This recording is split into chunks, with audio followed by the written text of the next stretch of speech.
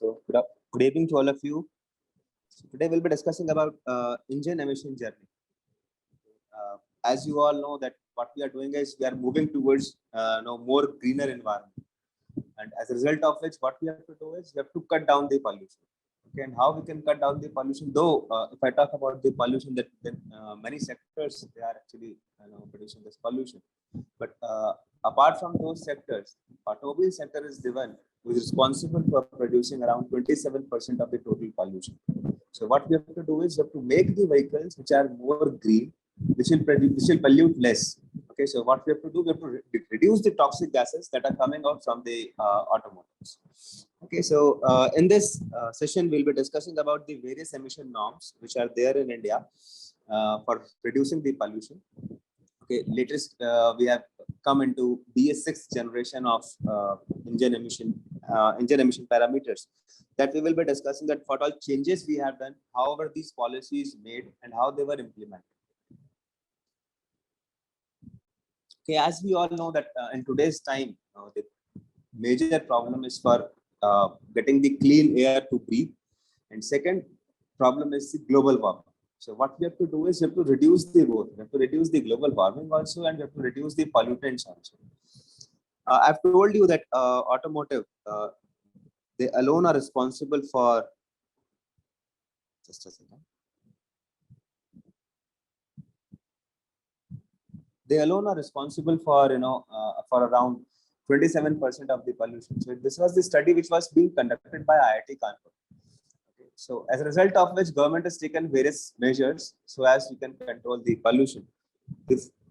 In this session, we'll be discussing only about the engine emissions. But apart from this, as you all know that government of India has implemented this electric vehicle policy. Okay, they have launched FAME 1 and FAME 2 schemes, which was to promote the usage of electric vehicles. Okay, and in near future, you will see that the penetration of this, electric vehicles will be more in India. Right now, the penetration is less, but in near future, 2025 or 2026, we'll expect that around 50-55% of the penetration will be there.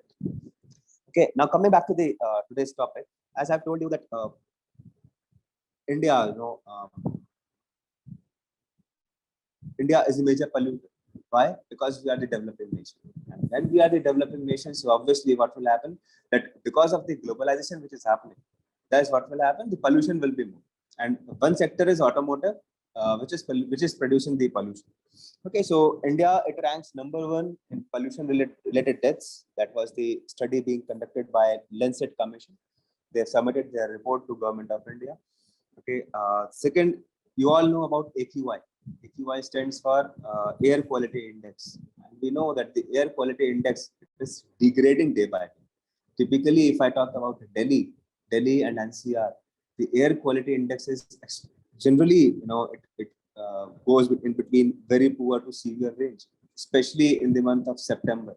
So from September till April, March, what we've got is we've got the very high pollution. The AQI, it falls to severe zones also in some of the areas. Okay, so the range has been given. So if AQI is in between 0 to 50, then it comes under good category. If it is in between 51 to 100, then it comes in satisfactory category, and so on. If it is in between 401 to 500, then it comes in severe category. And you will be surprised to know that this year, 2021, last year, 2021, the AQI at certain places was more than 800 also, which means that the people or the living beings who are there into that particular area, they are not getting the clean air even to breathe also. Okay, because of which many of the people they have purchased this air purifiers for home. Okay. When this COVID came in 2020, then because of the lockdown, AQI levels have increased. But once the lockdown has been removed, after that, what actually happened is that the AQI level, it again came into severe zone or the poor zone. Okay, so for controlling this AQI, as I've already told you that automotive sector is also the major polluter. So what we can do is we can manufacture the vehicles which are more cleaner. Okay, see, it cannot happen that the automotive will not produce any pollution. Automotive will produce pollution because in the automotives, if it is run by the engine, and in that case, what is actually happening because of the combustion of fuel, some toxic gases have been released. Okay, so but what we do is we generally try to control those toxic gases. We convert those toxic gases into non-toxic gases, and by how much level we are converting it, that has been dependent. That is decided by the in which stage of pollution norms we are. Okay, so in India, when when these pollution norms were launched in 1997, see in 1996, what has happened? The government, the concern for reducing the automotive pollution has raised, and then thus the draft has been submitted to Government of India for taking the strict measures to control the pollution. Okay, so a new policy has been has been introduced in India, and that was Bharat stage norms. So this Bharat stage norms, what they are the pollution norms, that how much a vehicle can pollute.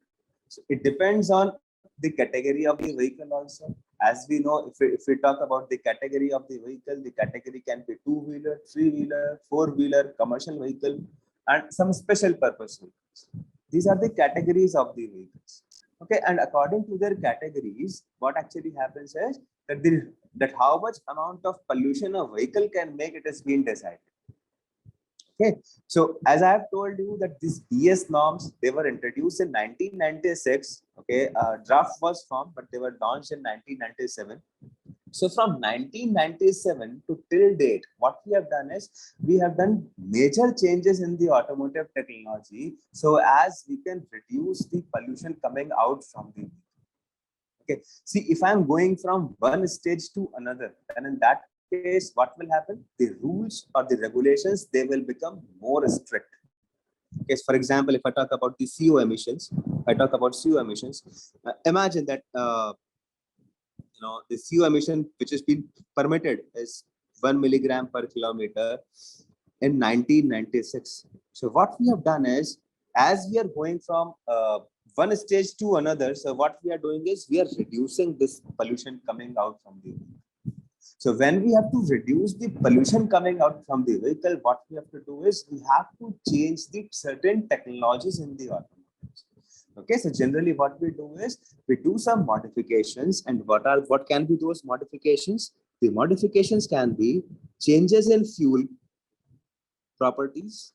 The first and major modification is change in fuel properties. That what we can do is we can change the different properties of the fuel. Second, what we can do is we can change the fuel intake technology. What we can do, we can change fuel intake technology. So if I talk about the petrol vehicles, earlier the vehicles were having carburetors. Now the vehicles are having fuel injection system. Earlier the vehicles were having carburetors. Now we are having fuel injection system. In case of petrol engine, similarly, as if I talk about the diesel engines, so earlier the diesel engines were having mechanical pumps and mechanical injectors. Now what we have done, we have switched from mechanical pumps and injectors to electronic injectors and electric fuel pumps. Okay, and we have raised the pressure also. So that will come under the fuel intake technology that we have changed. The third can be change in after treatment devices. Third can be change in after treatment devices. That what we can do is we can change the after treatment device, or we can condition the after treatment device. What is an after treatment device? After treatment devices, they are fitted in the exhaust pipe just before your silencer. So what this after treatment device will do, this after treatment device, it will convert toxic gases into non-toxic gases. But it cannot be done 100%, because an after treatment device cannot have 100% efficiency. So typically they run on 80 to 85% efficiency. So these are the three technologies with the help of which what we can do is we can reduce the pollution. And secondly, if I'm changing any parameter in the automotives, thus the effect will come onto the power delivery and the mileage of the vehicle also. Okay, now you can see that the mileage of the vehicle, if I talk about general 1200cc petrol engine vehicle, the mileage comes around 20 to 23 kilometers per liter. If I talk about the diesel engines, they're giving the mileage of 25, 26 kilometers per liter. If I talk about the CNG engines, then they're giving the mileage of 30 kilometers per kilogram. So this is done with the help of the change in fuel intake technology. And it is also related with the fuel properties also. That is, we have changed some properties of the fuel so that the power delivery, the fuel efficiency of the vehicle, it can be optimized. Okay, now I'm coming to this BS norms. So as I've told you that this BS norms, they are known as Bharat stage norms, and they were introduced in India in 1997. In 96, the draft was submitted to the government of India, but in 97, it was being regulated. Okay, but when it came in 97, so in 97, it was only there for the metro cities of India. Because we know that in India, the metro cities, they're having more density of the vehicles as compared to non-metro cities. And if I talk about India, secondly, India, it is two-wheeler oriented country. In India, the density of two-wheelers is more than that of four-wheelers. Okay. So in 97, the BS1 norm, it was made mandatory across the metro cities. And in 2001, or in the year 2000, basically it was in between 2000 and 2001. So some people say 2001 and some people say 2000. Okay, if I talk about the year 2000, so in the year 2000, what actually has happened, that the BS1 norms, they were made mandatory pan-India. And second, in the metro cities, what has been launched, BS2 norms have been launched. Okay, so BS2 has came in 2000 for metro cities, and for BS1 for non-metro cities. Okay, then in 2005 we have again changed the norms. We have switched to BS2 norms nationwide, and BS3 norms, they were made mandatory in the metro cities. Then comes BS3 norms. So BS3 norms, they were introduced in year 2010, where BS3 norms, they were made mandatory pan India, while BS4 norms, they were made mandatory across the metro cities. Okay, in year 2017, you all know about year 2017, that what has happened in 2017. In 2017, these BS norms were made mandatory. Okay, I hope you people remember that in year 2017, that is from 1st of April 2017, these BS norms were made mandatory nationwide. And in that case, you people have also heard that the motorcycles or the two-wheelers, they were sold out at very low cost so that the inventory can be reduced. So BS4 norms, they were made mandatory in 2017 nationwide. And then from 2017 to 2022, what we have done is we have gone from BS4 to BS6. We have gone from BS4 to BS6. That is what we have done is we have skipped BS5. Okay, we have skipped BS5. What we have done is directly from BS4 to BS6. BS6. We have gone from year 2017 to 2020. In 2017 itself, government has told all the OEMs that they will be switching on to the BS6 norms. So that is why they have efficiently managed their inventories.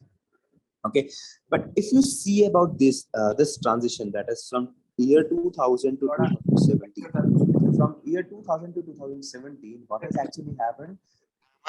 These norms, they were, someone has unmuted himself. Can you please mute yourself?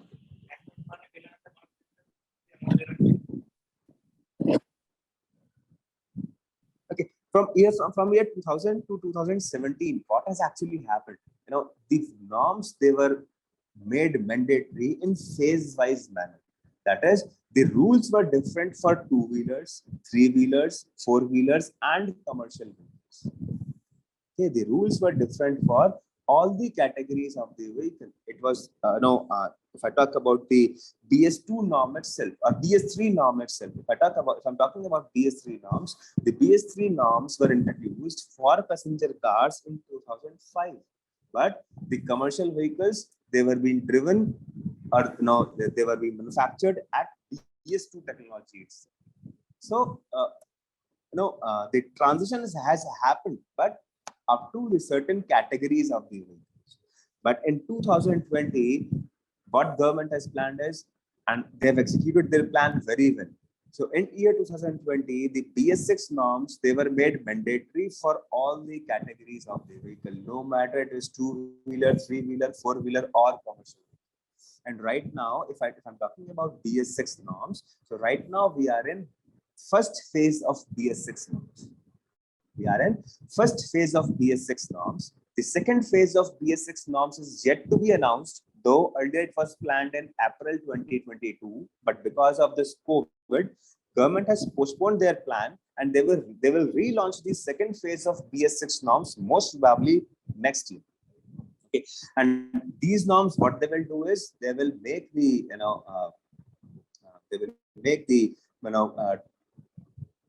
pollution pollution control more strict. Okay, so if I talk about these BS norms, so from where these BS norms have came from? These BS norms, they are Euro equivalent. These BS norms are Euro equivalent. Generally, all the developed countries, what they have got is they have got their own pollution norms. Okay, like for European countries, they have got European norms. For US, they have got US pollution control norms. For Japan have got their own pollution control norms. China, they have got their own pollution control norms.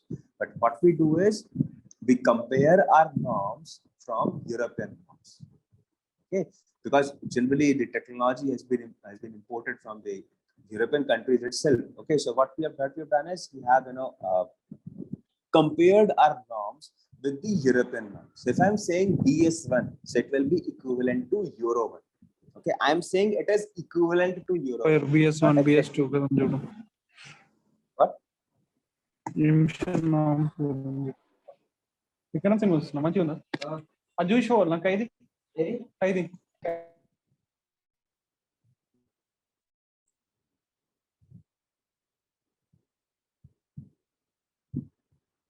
Okay, I hope my screen is visible. Yes, sir. So what I was saying is that the BS norms, they will be equivalent to European norms. Okay, why to European norms? Because what we have done is we have imported maximum technology from the European countries itself, and second, the climatic conditions, they are near about similar to that of European countries. So that is why what we have done is we have compared our BS norms with the European norms. Okay, so as I was telling you that BS1 will be equivalent to Euro 1, BS2 to Euro 2, and similarly BS6 to Euro 6. Okay. Now, as you can see that over here in 2017 it was BS4, in 2020 it was BS6. So where this BS5 has gone, we have skipped this BS5 norms. Okay, why we have skipped this BS5 norms? The reason behind that is that if you talk about the technology gap between the European countries and in India, the technological gap is very high. Earlier, it was around 10 to 12 years. But now, as we have skipped the BS5 norms, so this has been reduced to 2 to 4 years itself. Okay, and that is the huge achievement which has been, achieved by the government of India. Okay, see, you can see over here also that if I talk about the history of Euro 1, history of European standards. So Euro 1, it was launched in 1992. So from 31st December 1992, all the new registrations, they were made from Euro 1 norms. Euro 2 in 1996. So in 1996, India has planned to go into these BS norms. Okay, so already we were 4 years behind. Okay, and secondly, in 1997, when we have launched these norms, at that time they were launched only in the metro cities. Okay, pan India, they were launched in 2000. Okay, so there's the technological gap of 4 years. No, sorry, 8 years. If I talk about the European and the BS norms.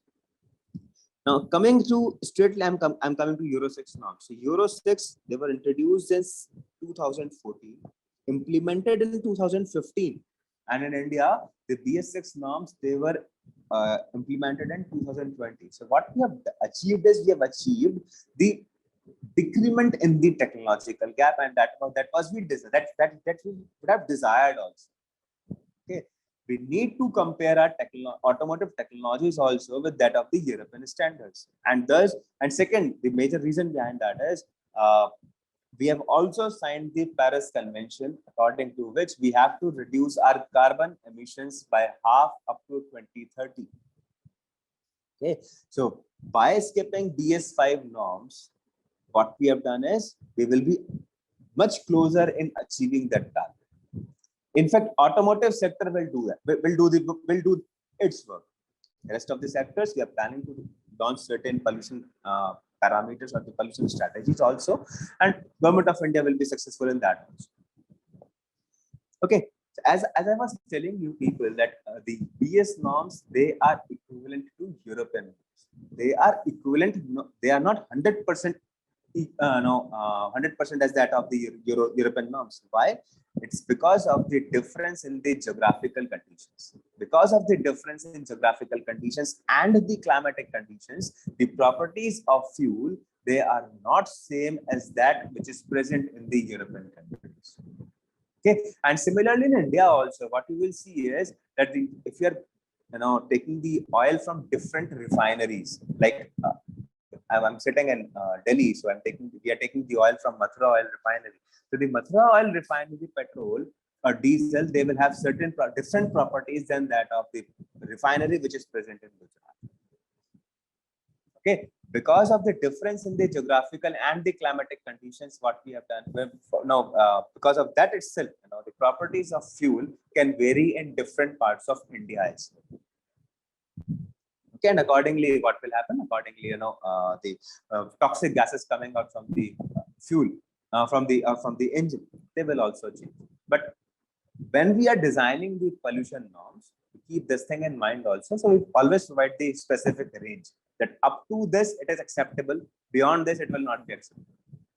So a certain limit has been given, and that limit has been decided by studying the fuel properties of the fuel coming from the different oil refineries. And we also check it with the climatic conditions also. Like if I'm driving in the cold climatic conditions, that the pollution coming out from the vehicle will be different than that of the vehicle which is being driven in the desert area. Okay, so why BS5 is omitted? I have told you people that we have to reduce the technological gap. So we have reduced the technological gap by skipping this BS5 norms. So right now the technological gap is near about 4 to 5 years itself. And when we will launch the second phase of BS norms, then obviously what will happen? BS6 norms, then obviously what will happen? This technological gap will further reduce. Okay. Another reason to skip this BS5 norm was, in this slide, what I have done is I have compared the fuel properties. Okay, so this is BS3 to BS5, and this is BS6. So generally, if I'm changing the properties of the fuel, what do we change? We change certain chemical properties. Chemical properties, for example, octane rating. If I'm talking about petrol, then we change the octane rating of the fuel. We change the sulfur quantity of fuel as well. Okay, see, before this BS3 now, before BS3, now the pollutant which is coming out from the engine, that was sulfur dioxide also.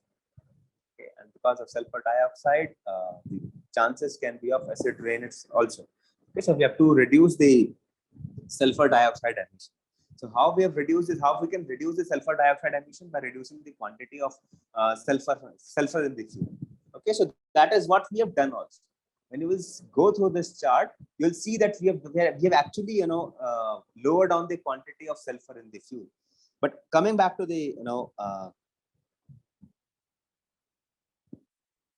octane rating, this is ON, it is research octane number and motor octane number.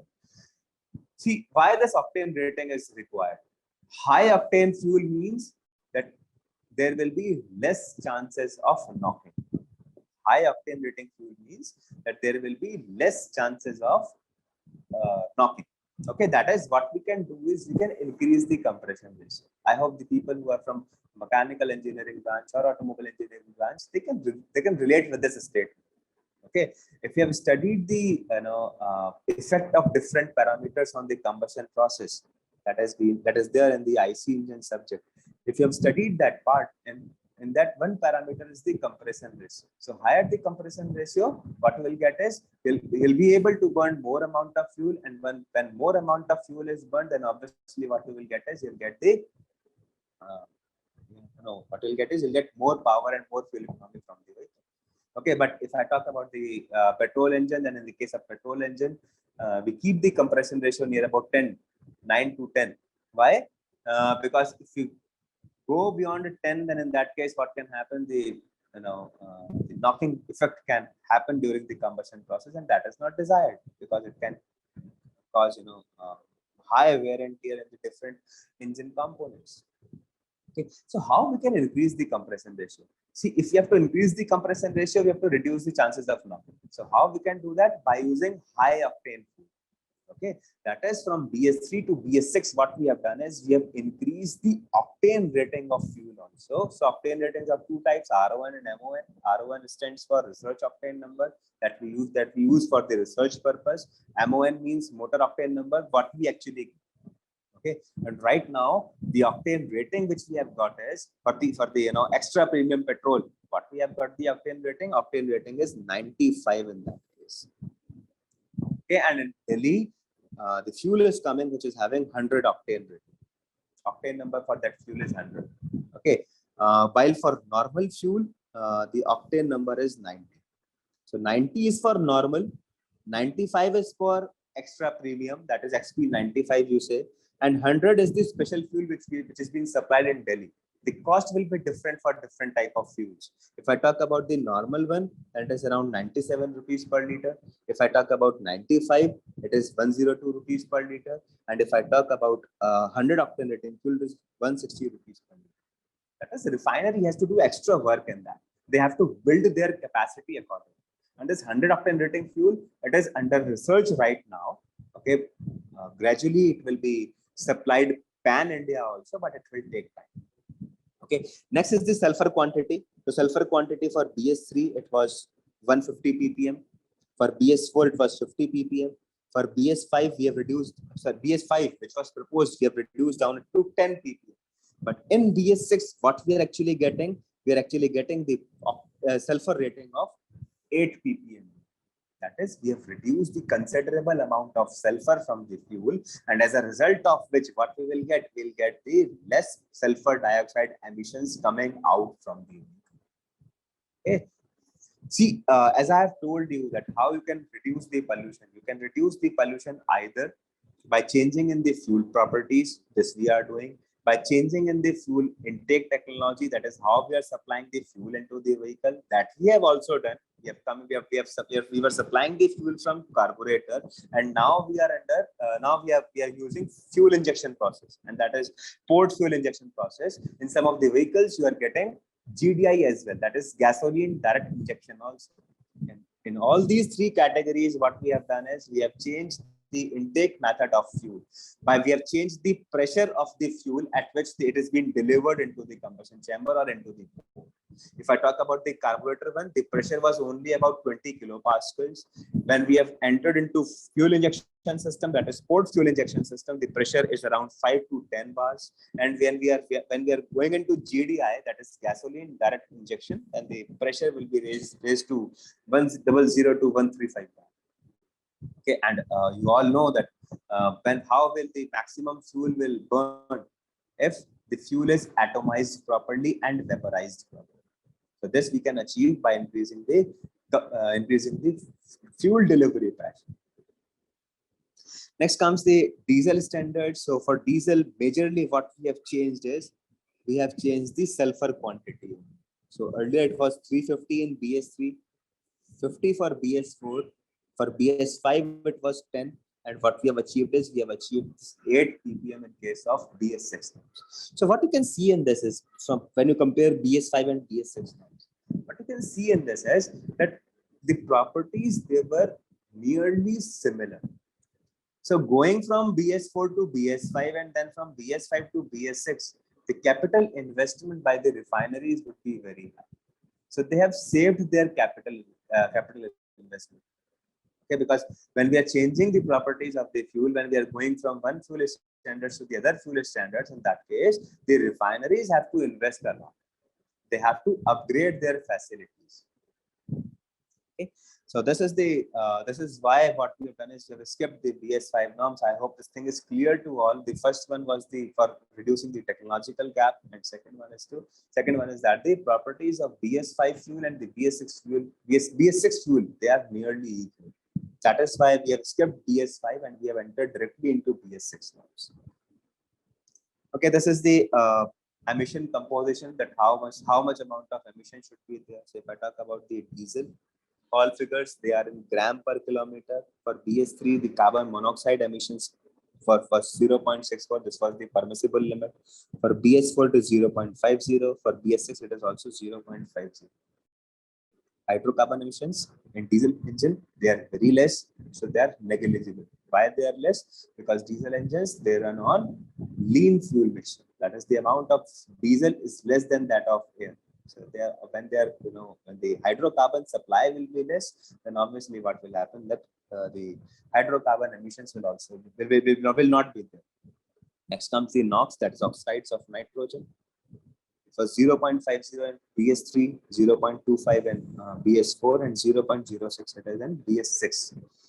Hydrocarbon plus NOx, it is 0.56 in BS3, 0.30 in BS4, and 0.17 in BS6. Particulate matter emission, 0.05 in BS3, 0.025 in BS4, and in BS6 it is 0.005. From here you can see that what we have done is we have actually reduced the pollution up by half. So this was the main target, and for this the refineries have done a lot of work. Secondly, the OEMs, they have also upgraded their facilities. Okay, for petrol engines, BS3, according to BS3 norms, the carbon monoxide emissions was 2.30. For BS6 it is 1. For hydrocarbons, it is 0.20 in BS3, and then it is 0.10 in BS4. For NOx, it is 0.015 in BS3, 0.08 in BS4, and 0.06 in BS6.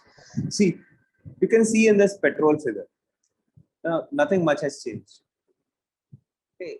In the case of petrol engines, we have not done any major changes also. Okay, we have just changed the wash ports for the catalytic converter. We have not done any major change. But in the case of diesel engines, we have done the major change, and because of this, the cost of diesel vehicles has came up by 1.5 lakhs, depending on the category of the vehicle. Next comes the emission health factors, that what they do. If I talk about carbon monoxide, it can cause headache, nausea, and continuous. If you're there into the carbon monoxide atmosphere for a long time, it can lead to death also. Hydrocarbons, it can cause headache, vomiting, and disorientation. NOx, it can cause nose and eye irritation, and secondly, it damages the lung tissues also. Particulate matter, it produces very harmful effect in your respiratory tract, and because of which the lung infection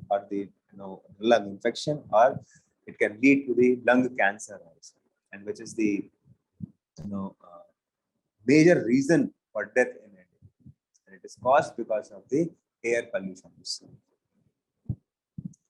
What were the issues faced by the automobile sector? That what they have to do is they have to do the major improvements in the engine combustion parameters, calibration, and what they have to do is they have to increase the injection and the cylinder pressure, as I have told you. DPF, it was being introduced in first time, that is DPF stands for diesel particulate filter. It was introduced in India for very first time. Okay, and this device, why we have used it for? We have used it for reducing the particulate matter emissions. Selective catalytic reduction module, we have implemented SCR module in case of diesel engines, in case of big diesel engines, and some small diesel engines also. They have got this SCR facility, and because of which they're reducing the NOx emissions. So this DPF, it was for particulate matter, and SCR, it is for NOx. It is for reducing the NOx. See, if I have to reduce certain parameters, see, the major polluters are carbon monoxide, particulate matter, NOx, and UBHC, that is the unburned hydrocarbon. These are the 4 major pollutants coming out from the engine. If I have to reduce any of the pollutant, then in that case, what will actually happen? The other parameters will change. See, if I have to talk, if I have to, increase, if I have to reduce the, carbon monoxide emissions. So for reducing the carbon monoxide emissions, what I have to do is I have to lower down the combustion pressure or the compression pressure. Then obviously what will happen? Because of the lowered compression pressure, the value of unburnt hydrocarbon emissions will increase. So all these parameters, they are interrelated. So what we do is we try to control one parameter by changing the fuel technology, and remaining we do it with the help of after treatment devices. So this SCR, diesel particulate filter, they are the example of after treatment devices itself. Then the investment of 40,000 to 60,000 crores for the technology upgradation. This was the major issue which was faced by the OEMs and the oil refineries. Next, because of which the petrol cars, they have the price hike of rupees 20,000 to 30,000, while for the diesel engines, it was 75,000 to 1.5 lakhs. And some of the models, it is near about 2 lakhs also. So it depends on vehicle to vehicle.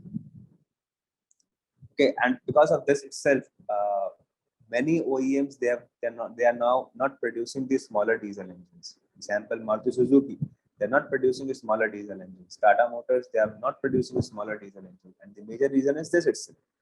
Okay, why the customer will spend 1 lakh rupees more than the previous diesel car? Suppose the previous diesel car was having the cost of 7 lakh rupees. Now, why the customer will spend another 8 lakh rupees for buying a diesel car? Okay, and second, the life of diesel car in India now is 10 years itself.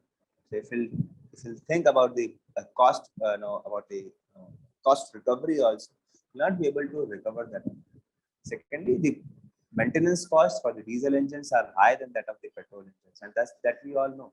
Because of this itself, the companies, they're now not producing the smaller diesel engines, only big diesel engines are coming, and those big diesel engines, they have also been downsized. Okay, so for example, if a car was having 3000 cc engine earlier, now they're giving 2500, 2600 cc engines. For example, Innova was having 3000 cc engine earlier, now it is 2600 cc. Okay, Scorpio was having 2200 cc engine earlier, now they're giving 1.8 liter engine, 1.8, 1.9 liter engine they are giving. So what they have done is they have downsized the engine. If I talk about the engine emissions, then two types of engine emissions are there. The first one is the engine exhaust emissions. The second one is the non-exhaust emissions. What is the basic difference between the two? Engine exhaust emissions are those which comes out as a result of combustion process. So in the engine, what is happening? The combustion of air and fuel mixture is happening. And once this air and fuel mixture gets burned, then in that case, the residual gases are formed, and those residual gases, they come from exhaust manifold to catalytic to the after treatment device, and from after treatment devices, they've been released into the atmosphere. So they are known as engine exhaust emissions, which are produced because of the combustion process happening inside the engines. Next are the non-exhaust emissions. So non-exhaust emissions, it means that the non-exhaust emissions, they will not come out from the tailpipe. It can be because of the properties of the fuel. It can be because of the different different parameters also. For example, unburnt hydrocarbon from fuel tank. Okay, though we are trying to control this pollutant of this pollution also, that UBSC pollution, by implementing the pulse controls, solenoid valves and all. Okay, but during the refilling process also, this UBHC emits out, and it is the type of non-exhaust emission, that it is not coming out from the exhaust pipe. Okay, next is the crankcase blow-by, that is the crankcase ventilation. So for providing the crankcase ventilation also, certain parts of unburnt hydrocarbon emissions are released into the atmosphere. Okay, if I talk about the engine exhaust emissions, so engine exhaust emissions include UBSC, that is unburnt hydrocarbons, oxides of carbon, that is carbon monoxide and carbon dioxide. So what we try to do is we try to convert the carbon monoxide into carbon dioxide. Okay. Next is the oxides of nitrogen. So it includes NO, NO2, NO3. They are known as the oxides of nitrogen. Particularly, they are known as NOx. Okay. Next is oxides of sulfur, that is SOX. It can be sulfur dioxide or sulfur trioxide. So what we have done is, by changing the property of the fuel, what we have done, we have reduced the quantity, we have reduced the oxides of sulfur emissions. Okay. Next is the particulate matter emissions. So how we can control the particulate matter emissions? By by this diesel particulate filter. So it is only present in the diesel engines. Next comes the soot and smoke particles, but the level of pollution is very less. Aldehydes. So we've reduced the aldehydes from the fuel itself. So obviously the aldehyde emissions will be less. For example, benzene emission will be less. Next comes the lead. Okay, so earlier we were having lead blended petrol. That is, the fuel was known as TEL. TEL was the compound into it, that is known as tetraethylene lead. So earlier the fuel or the petrol we were using, that was blended with lead. Okay, before year 2000, the fuel was blended with lead. But now the fuel which we are using, that is unleaded fuel. That is, no quantity of lead is there into the fuel. Why we are using this TEL compound? The reason is to reduce the NOx. And now, as we have increased the octane rating of the fuel, then in that case, we do not require to add lead anymore into the into the fuel. That is why the lead emissions, they are almost zero. Aldehyde emissions, they are negligible. Soot and smoke emissions, they are 1% of the total emission coming out from the vehicle. Particulate matter, we have reduced by using DPF, that is diesel particulate filter. So we have PM of 10 microns and 2.5 microns, they are not allowed to escape from the tailpipe emission. So typically this DPF, it works with the efficiency of 85%. So around 85% of the PM, that is PM 2.5 and PM 10 micron, they are being they're not allowed to pass from the exhaust pipes. For reducing the oxides of nitrogen in case of diesel engines, what we are using two technologies, that is SCR and EGR. SCR stands for selective catalytic reduction and EGR stands for exhaust gas recirculation. Next comes the oxides of carbon. So for reducing the oxides of carbon, what we have done is we have changed the different parameters of the engine operations. So different engine cylinder pressures and the injection pressures have been changed, and as a result of which the carbon monoxide emissions have been reduced. Next comes the UBSC's emissions. So we have reduced the unburned hydrocarbon emissions, especially from petrol engine. Okay, and how we have reduced it? By increasing the compression ratio. Earlier you were using 9, now we are using 11.5, 11.6. In some cases it is 12 also. And how it is possible? Because of this, the high octane rating which we are getting in the fuel. Now, these are the types of vehicle emissions. As I have told you that two types of emissions are there: engine exhaust emissions and the non-exhaust emissions. So these are the exhaust emissions, and these all are the non-exhaust emissions. The non-exhaust emissions include the fuel vapors coming out when you are refueling the vehicle. I hope you people have seen this thing also. When you are trying to refuel your vehicle, then what happens? The fumes of petrol goes into the atmosphere. Okay, that is nothing but it is the unburnt hydrocarbon. Okay, because we know that fuel is nothing but the hydrocarbon chain, and it happens majorly in the case of petrol engines. Why? Because petrol is more volatile than that of diesel engine. Okay, so it escape out into the atmosphere very easily. Next comes the evaporative emissions coming out from the engine. Next comes the abrasion of tires, brakes, and clutches. It also causes the pollution, but we do not count this pollution much more. Okay, it also produces the pollution, and the pollution which they are producing, it is known as PM, that is the particulate matter emissions. I hope when you go for a service, you people have seen when the service mechanic or the mechanic is cleaning the brake drum.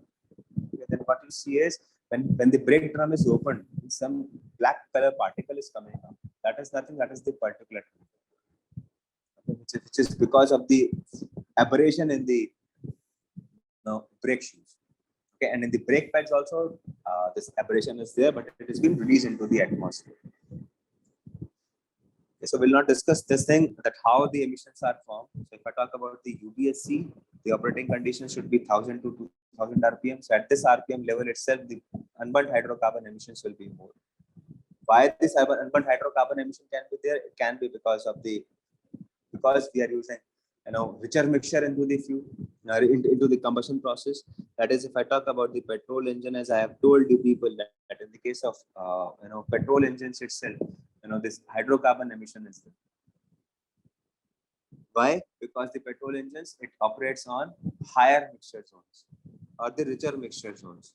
So what should be the chemically correct ratio? It should be 14.7:1. That is 14.7 parts of air and 1 part of fuel. It should be there.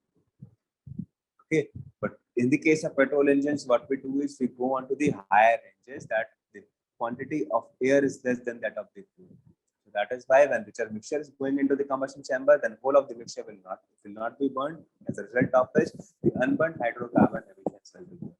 I hope if you are having the petrol car and you try to start your car in the morning, if you park your car overnight and the next morning you're trying to start the car, typically in the winter season, then I really hope people have smelled smell of petrol coming out from the tailpipe. That is nothing but the unburned hydrocarbon emissions which have been released into the atmosphere. Though we have used the after treatment device, but the after treatment devices, they also work on certain temperatures. So if I talk about the catalytic converters for the petrol and diesel engines, they work at a temperature of 350 to 400 degrees centigrade. It contains a catalyst which activates at this temperature, that is 350 to 400 degrees centigrade. So once this temperature is achieved, then obviously what will happen? The level of unburned hydrocarbon emission will also get reduced. It can be due to the improper mixing. It can be due to the flame quenching in the crevices. Flame quenching in the crevices means that there is a certain volume present inside the combustion chamber in which the flame quenches. Okay, that is known as flame quenching. And if the flame is quenching before the burning of fuel, then obviously what it will result in? It will result in the formation of unburned hydrocarbons. Okay. Next is the carbon monoxide. Carbon monoxide, it is formed because of the incomplete combustion. It is maximum in case of idling. That is when you have released your foot from the throttle paddle, and in that case, that condition is known as idling condition. So in that idling condition, what happens? The amount of carbon monoxide emission coming out from the vehicle is more. Okay. When we supply the rich mixture into the combustion chamber, when the mixing is not proper, then in that case only what happens? This carbon monoxide emission is formed. And what are the ill effects onto the human health? That is the highly poisonous gas. When you inhale the carbon monoxide, it replaces your hemoglobin by carboxyhemoglobin. Okay, and as a result of which, if you are subjected to carbon monoxide emissions for a longer time, it can result in death also. Next comes the oxides of nitrogen. So how the oxides of nitrogen is formed? Oxides of nitrogen is formed at a temperature range of 1200 to 1300 degrees centigrade. You have to remember this point, that how this NOx is formed. NOx is formed at temperature of 1200 degrees centigrade to 1300 degrees centigrade. That is, as soon as the temperature of combustion chamber reaches up to this value, then what will happen? The NOx formation will start. Why the NOx formation will start? Because we know that for the combustion, what we require? We require air and a fuel mixture. What we require air and fuel mixture. So from where that air will come? That air will come from atmosphere. Okay, and in atmosphere, what we have got? We've got the we've got different compositions. That is, we've got the nitrogen also, carbon dioxide also, we've got the oxygen also. Major part is for nitrogen. So at atmospheric pressure and temperature, nitrogen and oxygen, they are chemically enough. So I was talking about photochemical smog. So how this photochemical smog generates? It is the combination of actually hydrocarbons, NOx, and the sunlight. So I was telling you that typically in the month of September until November or December, generally, this problem of smog in Delhi NCR is very high. Okay, and the reason behind that is because of the burning of agricultural waste in the nearby states. That is the major problem. The vehicular pollution, it is the major problem. And as a result of which the photochemical smog problem occurs, and it is very harmful for the human. Okay. So generally when we receive the pre-winter showers, then in that case itself, this photochemical smog, it actually settles down. Next comes the sulfur dioxide emissions. So sulfur dioxide emissions, or the sulfur emissions, it comes out from the tailpipe because of the fuel properties itself. So earlier when the quantity of sulfur was 350 ppm in the in the fuel, at that time the sulfur emissions was very high, or the oxides of sulfur emissions was very high. But as we have gradually reduced it down to 8 ppm, so the now today's time, the amount of oxides of sulfur emissions, they are negligible. Okay, so what we have done is to reduce the sulfur dioxide emissions. We have done two things. We have changed the properties of fuel, and second, we have changed the properties of lubricant also. Okay, because lubricant also sulfur is present. Okay, and sulfur, we all know that it is the natural lubricant. So we have to reduce the fuel. We have to reduce the sulfur percentage in the lubricants also, and that was the very challenging task. As a in place of sulfur, we have to add certain artificial lubricators for providing the lubrication action to the engine and its parts. Okay, that was the very challenging part which the oil refineries have.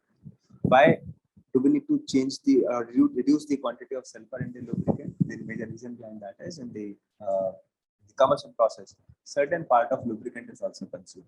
Okay, you can test this thing also. If you're having the diesel, if you're having the petrol engine or the diesel engine, in both the cases, the consumption part will be different. And if I talk about the petrol engine, so if a petrol engine engine's capacity is to store 3 liters of lubricating oil, and after the service part, after your vehicle is driven to 10,000 or 15,000 kilometers, when you change the lubricating oil, you will measure that lubricating oil. It will be near about 2.7 to 2.8 liters. That is 200 to 300 ml of lubricating oil has been consumed during the combustion process. Okay, similarly in the case of diesel engines, the quantity of remaining lubricating oil, it will be near about 2.6 liters. Because in diesel engine, the consumption of lubricating oil is much more than that of the petrol engine.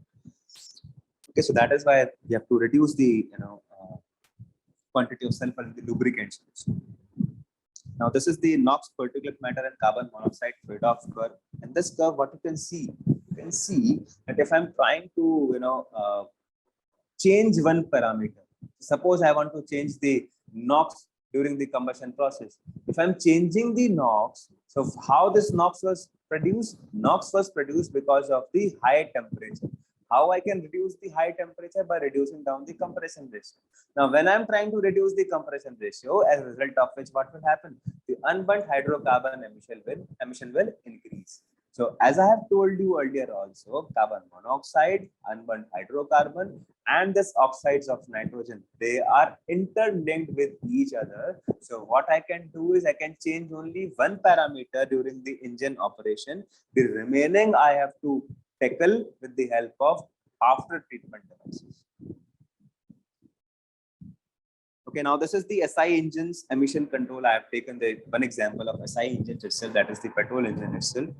Okay, so what we can do is, what can be our approaches in reducing down the pollution? It can be changes in the engine design, operation parameters, treatment of exhaust gases, and fuel modifications. This we know that if we have to reduce down the pollution, we have to change these parameters itself. That is, we have to do certain engine design modifications. We have to use the after treatment devices, and we can modify the fuel properties itself. So what are the modifications which we can do in the engine? It can be combustion chamber configuration, that is reducing of surface to volume area. This we can do. Reducing the space around the piston rings. The space around the piston rings, it gives the formation of crevice. So in this crevice volumes itself, what happens? This flame quenches. Reduce top length distance, that is reducing the clearance volume. Avoid flame quenching zones. So flame quenching zones are the crevice zones. So more lower the crevice zones are there, there will be less chances of flame quenching. And when flame quenching will be less, then obviously what will happen? The amount of unburnt hydrocarbon emissions going out from the tailpipe will be less. Lower down the compression ratio. What we can do is we can lower down the compression ratio, but as a result of which, if we are lowering down the compression ratio, what will happen? The consequence will be that the unburned hydrocarbon emissions will be more. The vehicle will be delivering less amount of power. But as a result, as lowering down the compression ratio, what we'll achieve is we'll achieve reduction in the NOx emissions. This we can achieve. But it affects the thermal efficiency, as I've discussed. Modified induction system, that is how this air and fuel is entering into the combustion chamber. You can do the modifications into this. If I talk about the fuel injection method is, first of all, you are having the carburetors. Now we are having the fuel injection system. Next, we'll be having the GDI engines. In all these three categories, what we have done is we have changed the method or the passage of fuel delivery into the system. And secondly, what we have done is we have changed the pressure. Next can be the ignition timing. So right now in the automotive, the ignition timing is controlled with the help of electronic device, and that is known as ECM, that is engine control module. That is nothing but a microprocessor which is controlling all the parameters. But change in the ignition timing as by the condition or as per the cycle, what we can do is we can control the pollutants coming out from the vehicle. See what we have to do. We have to time the ignition at right time. Okay. For example, if I'm hungry, okay, then if I think that I will eat half an hour later, okay, then for that half an hour I will be de-energized. Okay, so if I'm eating when I'm hungry, then in that case, what will happen? I'll feel full, that I'm full of energy right now. Okay, similar type of thing happens in the automotive also. When the air and fuel mixture has entered into the combustion chamber, it has been compressed. Then at that time itself, what we have to do is we have to time the ignition at the right time. That is known as ignition timing. And when we are, when you're firing the air and fuel mixture at right time, then obviously what will happen? Maximum amount of fuel will be burned. As a result of which, the pollutants will be less. The vehicle will be delivering more power, and the fuel economy will be high.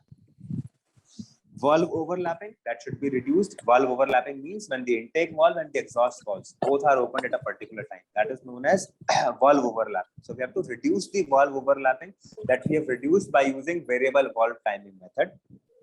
Okay. Use of linear air fuel ratios. So linear air fuel ratios means that the amount of fuel is less than that of air.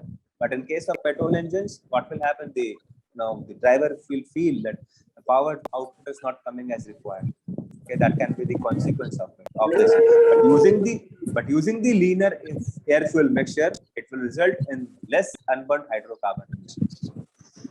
Next is the fuel modification. So fuel modifications can be use of unleaded petrol, less amount of sulfur in petrol or diesel.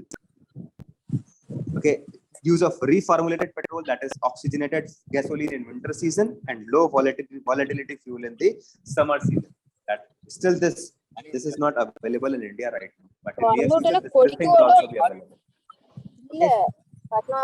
So this is all I have to cover for today in this automotive journey part.